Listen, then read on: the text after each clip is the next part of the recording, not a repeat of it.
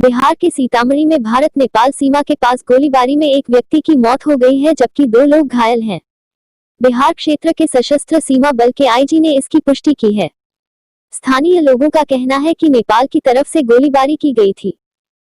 जानकारी के मुताबिक जानकीगंज बॉर्डर पर नेपाल पुलिस की ओर से फायरिंग की गई जिसमें खेत पर काम कर रहे एक भारतीय शख्स की मौत हो गई, वहीं 2 अन्य लोग घायल हुए हैं।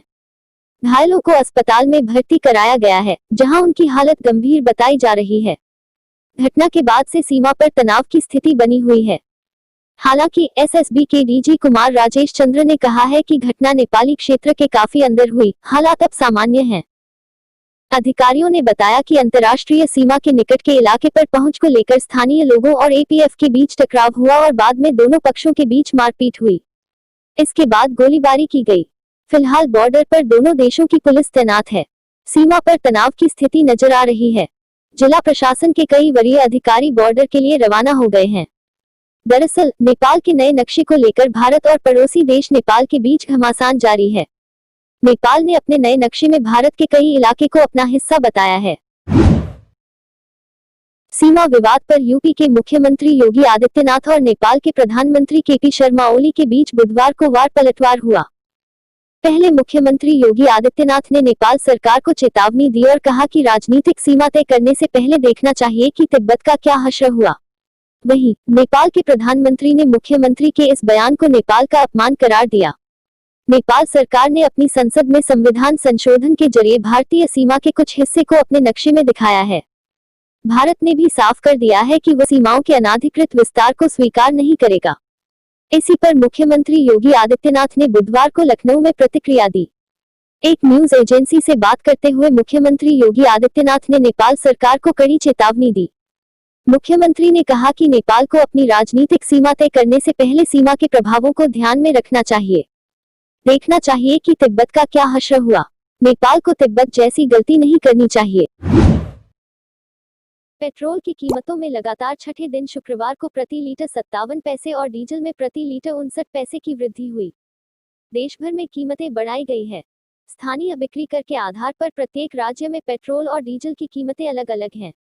6 दिन में पेट्रोल का मूल्य प्रति लीटर 3.31 रुपये और डीजल का मूल्य 3.42 रुपये तक बढ़ाया गया है।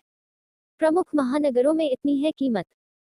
सार्वजनिक क्षेत्र की तेल विपणन कंपनियों की अधिसूचना के अनुसार दिल्ली में पेट्रोल की कीमत प्रति लीटर 74 रुपये से बढ़कर 74.57 रुपये जबकि डीजल की कीमत 72.22 रुपये से बढ़कर 72.81 रुपये हो गई है। कोलकाता, मुंबई और चेन्नई में 1 लीटर पेट्रोल की कीमत क्रमशः 76.48, 81.53 और 78.47 रुपये प्रति लीटर है। डीजल की बात करें तो इन महानगरों में इसका दाम क्रमशः 68.70, 71.48 और 71.14 रुपये है। तेल मंत्रालय के petroleum planning and analysis cell PPAC के आंकड़ों के मुताबिक मई में तेल की कुल खपत 1.465 करोड़ टन रही, जो अप्रैल के मुकाबले 47.4% ज्यादा है। लेकिन पिछले साल की समान अवधि की तुलना में यह मान 23.3% कम है। जानिए आपके शहर में कितना है दाम। पेट्रोल डीजल की कीमत आप एसएमएस के जरिए जान सकते हैं।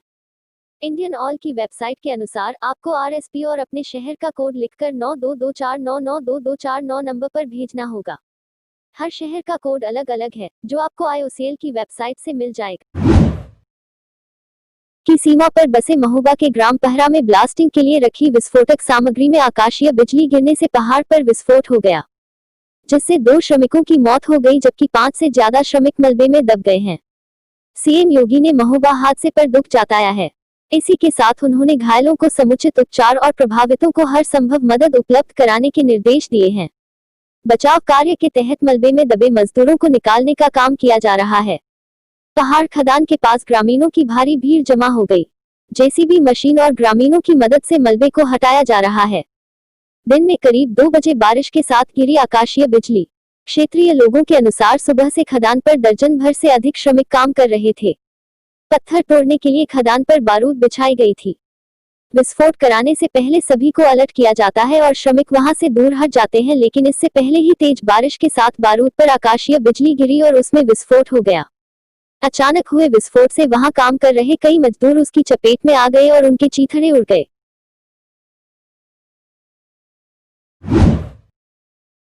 देश के 7 बड़े शहरों में पिछले एक दशक के दौरान घर औसतन 38% महंगे हुए हैं।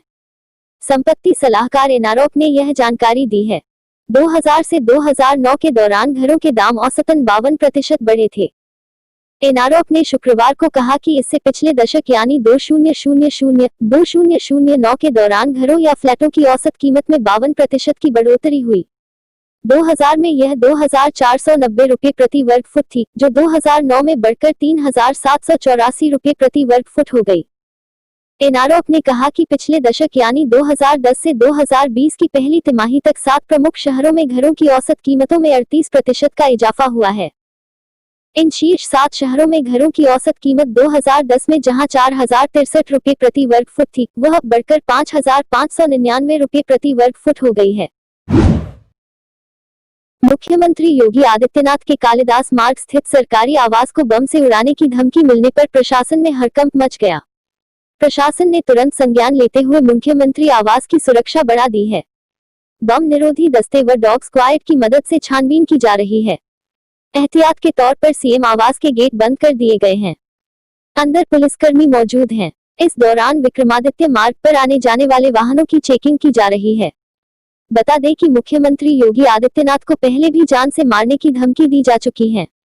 ऐसा करने वाले कामरान अमीन खान को मुंबई से गिरफ्तार किया गया था, जिसके बाद उसने धमकी देने वाली बात स्वीकार भी कर ली थी। प्रधानमंत्री नरेंद्र मोदी एक बार फिर राज्यों और केंद्रशासित प्रदेशों के मुख्यमंत्रियों व प्रशासकों के साथ बातचीत करेंगे। माना जा रहा है कि पीएम मोदी 16 जून को मुख्यमंत्रियों के साथ कोविड-19 से पैदा हुए हालात अनलॉक 1 के अगले चरणों पर चर्चा करेंगे। 16 जून को प्रधानमंत्री मोदी 21 राज्यों और केंद्रशासित प्रदेशों के मुख्यमंत्रियों और प्रशासकों से बात करेंगे। इनमें पंजाब, असम, केरल, उत्तराखंड, झारखंड, छत्तीसगढ़, त्रिपुरा, हिमाचल प्रदेश, गोवा, मणिपुर, नागालैंड, मेघालय, सिक्किम, अरुणाचल प्रदेश, चंडीगढ़, पुडुचेरी, लद्दाख, दादर नगर हवेली, अंडमान निकोबार, दमन दीव और लक्षद्वीप शामिल हैं। जबकि 17 जून को पीएम मोदी महाराष्ट्र, तमिलनाडु, गुजरात, राजस्थान, यूपी, मध्य प्रदेश, कर्नाटक, पश्चिम बंगाल, बिहार, आंध्र प्रदेश, हरियाणा, जम्मू कश्मीर, तेलंगाना, ओडिशा के मुख्यमंत्रियों से बातचीत करेंगे। इससे पहले प्रधानमंत्री नरेंद्र मोदी 12 मई भी सभी मुख्यमंत्रियों के साथ वीडियो कॉन्फ्रेंस के जरिए बातचीत कर चुके हैं। 12 मई को प्रधानमंत्री नरेंद्र मोदी ने मुख्यमंत्रियों के साथ वीडियो कॉन्फ्रेंसिंग में जन से जग का नारा देते हुए आर्थिक गतिविधियां शुरू करने पर जोर दिया था। उन्होंने राज्यों से संक्रमण गांवों तक न पहुंचने देने की रणनीति बनाने का आग्रह भी किया था। पीएम मोदी 20 मार्च 2020 से लेकर अब तक 5 बार मुख्यमंत्रियों के साथ बैठक कर चुके हैं। उत्तर प्रदेश में बेसिक शिक्षा विभाग में 69,000 शिक्षक भर्ती मामले में इलाहाबाद हाईकोर्ट की लखनऊ खंडपीठ ने यूपी सरकार को बड़ी राहत देते हुए कहा कि सरकार सुप्रीम कोर्ट के 9 जून के आदेश को देखते हुए भर्ती प्रक्रिया जारी रख सकती है। कोर्ट के इस आदेश से अब भर्ती का रास्ता साफ हो गया है। बता दें कि कोर्ट ने 3 जून को दिए गए अपने आदेश में भर्ती प्रक्रिया पर रोक लगा दी थी, जिससे कि प्रदेश के अलग अलग जिलों में हो रही काउंसलिंग प्रक्रिया को रोक दिया गया था। कोर्ट ने याची अभ्यर्थियों को भी नोटिस जारी कर स्पेशल अपील पर जवाब दाखिल करने का आदेश दिया। दरअसल 8 जून को कोर्ट ने सुनवाई के बाद फैसला सुरक्षित रख लिया था और पक्षकारों को अपनी लिखित बहस, आपत्तियां व जवाब दाखिल करने के लिए 9 जून तक का समय दिया था। याचिकाकर्ताओं ने एकल न्यायाधीश के 3 जून के आदेश को चुनौती दी थी। 3 जून के फैसले में एकल न्यायमूर्ति ने शिक्षक भर्ती पर 12 जुलाई तक अंतरिम रोक लगाते हुए विवादित सवालों को विशेषज्ञ समिति को भेजकर रिपोर्ट तलब की थी।